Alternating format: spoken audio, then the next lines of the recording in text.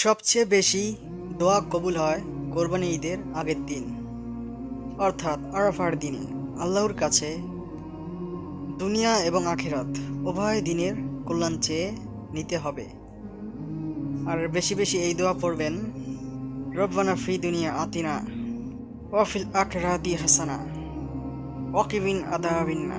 অর্থ, হে আমাদের প্রতিপালক, হে আমাদের আল্লাহ, হে আমাদের রব, আপনি আমাদের দুনিয়াতে প্রতিফলন এবং আখিরাতেও প্রতিফল ভালো করুন এবং আমাদের সরল সঠিক পথ দেখার প্রদর্শন তৌফিক দান করুক এবং আমাদের জাহান্নাম থেকে মাফ করুক।